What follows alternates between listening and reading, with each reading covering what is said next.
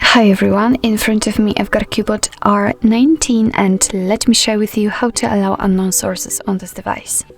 So first of all, let's enter the settings, and now we have to scroll in order to find apps and notifications. They should be on the third position from the top.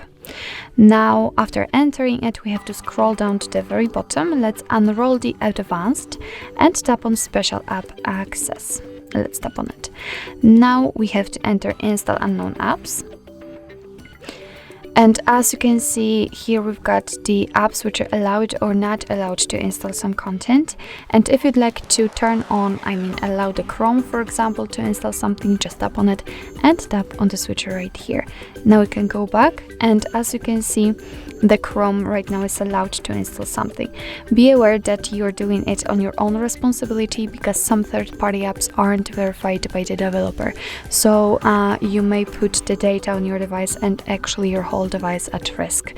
Remember about that.